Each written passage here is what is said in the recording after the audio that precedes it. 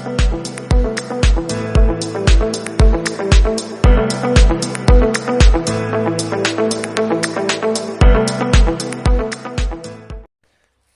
afternoon, or good whatever time it is you might be watching this video. Hope it'd be perfect just before bedtime to set you off to sleep.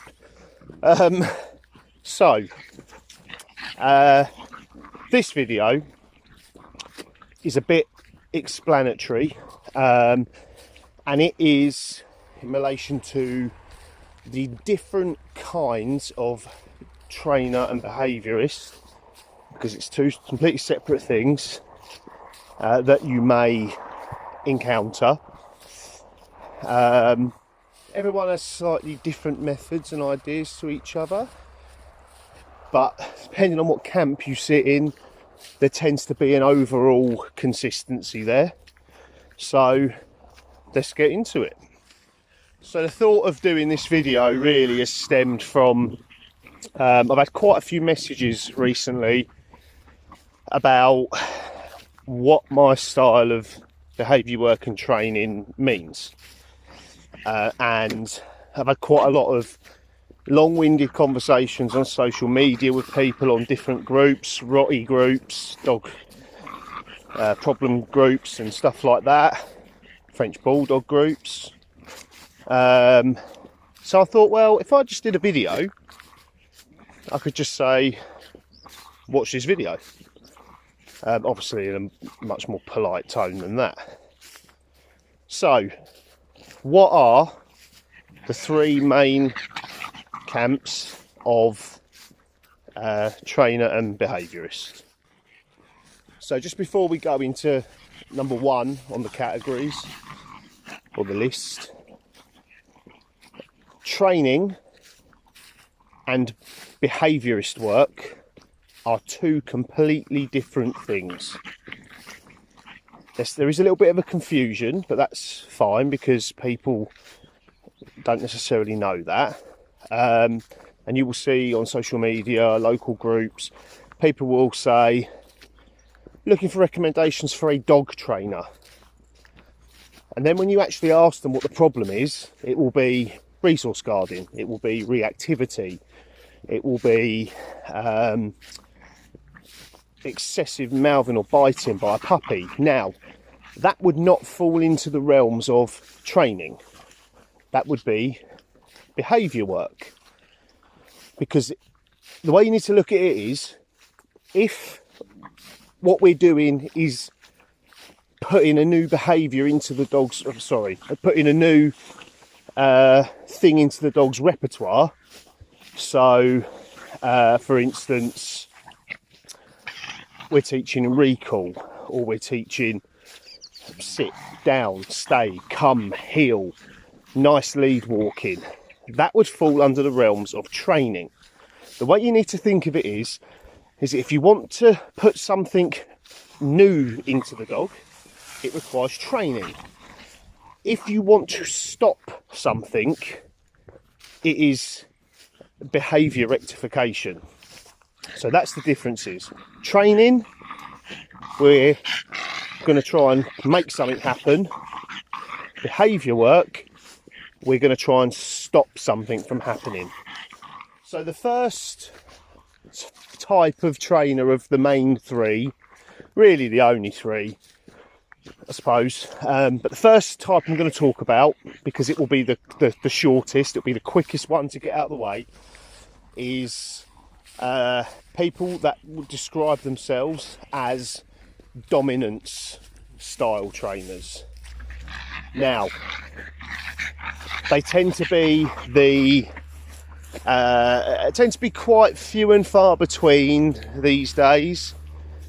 Dominance training is a thing really that was around sort of in the 70s and the 80s, more so, and that was working on the theory that you need to dominate your dog. Your dog needs to know you're the boss, you're the alpha, you're the top wolf, you're the leader of the pack, and the way that they get to that is by being dominant towards their dog. Now I will get on to my style, and I invoke leadership. So I am trying to invoke leadership, but we're not doing that in a dominant way. Dominance methods include things like physical punishment. Physical punishment, not to be confused with physical correction, which is very different. Physical punishment, so hitting a dog to punish them, pinning a dog down by its scruff, by its neck, which simulates a bite, apparently. So effectively your dog thinks that you're biting him, and that is supposedly a way to instill the obedience that you require. Problem with that is if it doesn't work, then you're probably going to have a fight with a dog, and depending on that breed, you are probably going to lose. So a lot of those dominance theories have been debunked over the years, so that's why we don't tend to see people who will openly say that that's what they are. So yeah, first category, dominance trainers. So we'll save the category I fall into till last, because that will be probably the longest section. So we've got our dominance trainers. The next category that we find is people that advertise themselves as being force-free, positive-only trainers. Now, when it comes to training, so remember, putting something new into a dog's repertoire of commands, fine. Absolutely fine. The problem that can arise is when we're looking at behaviour problems, particularly if those behaviour problems have an aggressive or dominant connotation to them, or one that is starting to form. And sometimes dogs will need drills and exercises.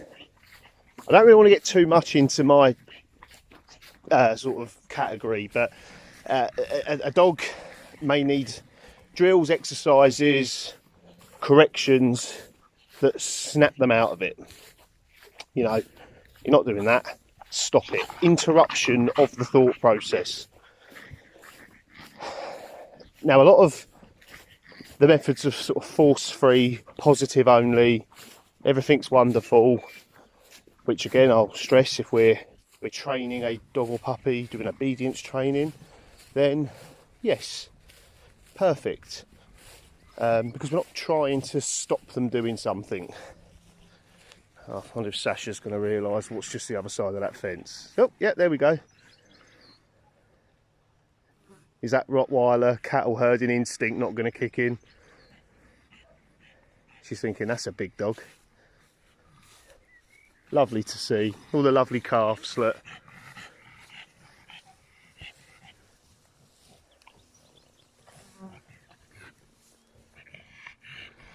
I almost feel bad about how much I like veal. Anyway. So, couple of little issues I have then with positive only all the time. One is that a lot of it is based on reward and distraction and swapping. I won't get into it too much.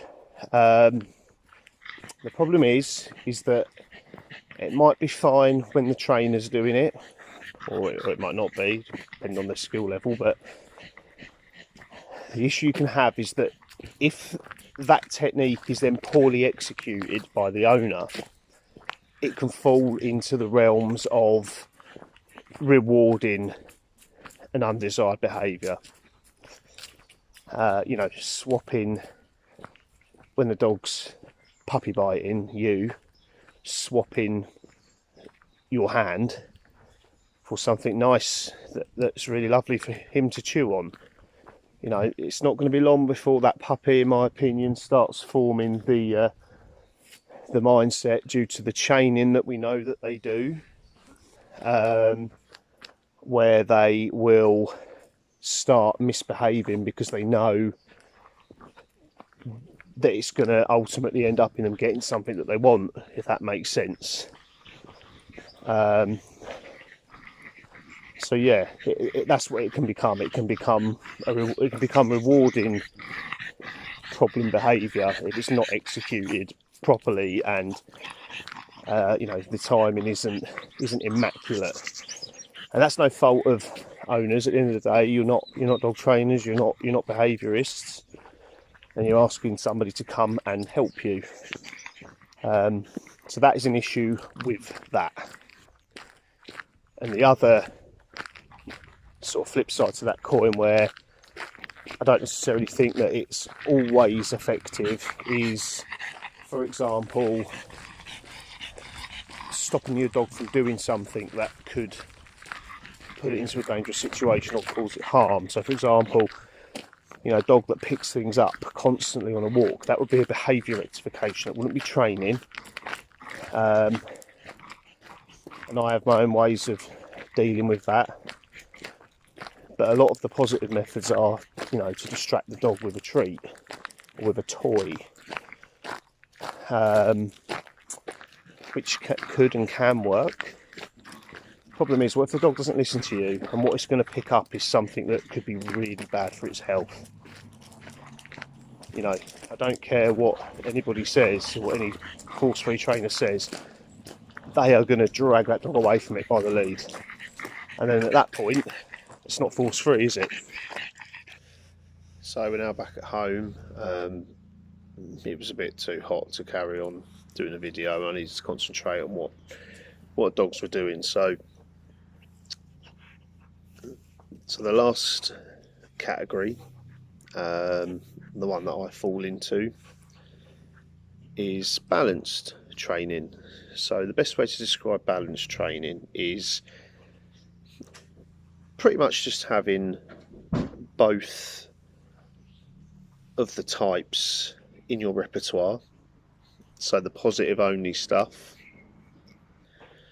but we also have the option to use physical correction. Now, we don't go anywhere near as far as the dominance techniques. You're probably looking at 2% in comparison to them. So with balance training, we, if necessary, will use correction, and that correction can be stern and verbal, or it can be physical. Now, as I've said in many videos, physical correction does not mean hitting a dog. It does not mean pushing a dog around like the dominance methods. It can be correction on a lead. It can be taking hold of the dog's collar and gently walking them to their crate for an enforced timeout. We can't call ourselves force free because that is using force, albeit very, very, very mild, controlled force. And I think when people hear you sort of say that, it sometimes gives them concerns. As I said, we're not punitively punishing dogs, we're not hitting them, we're not pinning them to the floor. I think the most extreme sort of thing that you would see a balance trainer do would probably be a collar grab and hold. So dog gets put into a sit position and the collar is held, and that would be necessarily in probably like quite an extreme case, maybe, of the dog being reactive to people. So some examples really of where positivity only hasn't worked. I'm not going to name names or breed a dog because it's private to that client and his dog. I had a dog that I was working with that was borderline dangerous. By the miracle of video editing apps, probably be some pictures appear on the screen about now. And this is my arms. I was quite badly bitten by this dog working with him. This dog had been to 3 different trainers, behaviourists before me. He couldn't care less what he did what he liked, and if that meant turning around and sinking his teeth into you. He was a large breed dog. He was about 18 months old, so he was an adult, and the trainers he'd been to before were positive, force free, and 2 of them recommended him for euthanasia. Now, a little bit of a controversial topic, I know. There's a lot of people out there, dog owners and not alike, that are of the opinion if a dog bites somebody, then that should be the end of that dog's life. I don't share that opinion. The worst people in our society go to prison and are released back into the community at some point, supposedly rehabilitated. And I think that we should give dogs that chance as well. It can change certain aspects of your lifestyle. I'm quite happy to say sometimes that some dogs shouldn't be around children, but if they're in an environment where they aren't around any, then the dog can live a happy, safe life. Now, that dog that bit me, it was completely unprovoked. It came out of absolutely nowhere. No warning signs, bang, straight in, bite, talking to his owner, stood there with him on the lead. I mean, that's a big problem. No warning. This is why we should never correct a dog that growls. Growling is a warning, and it's universally recognised by us and people who don't have dogs, who've never owned dogs. They'll know what a growl means. So we should never stop a dog from growling, never correct a dog from growling. We need that warning sign to be in place. Someone's bringing me a toy. She loves it. She'll do this all day. Anyway, so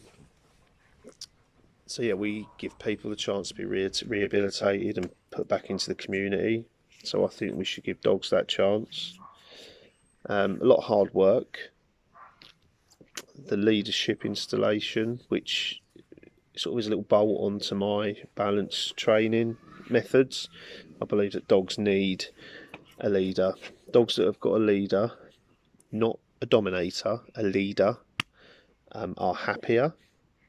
They don't make decisions for themselves. They look to you for instruction, and as long as you are relaxed and you are repetitive, so consistent, you will get that relationship with your dog. So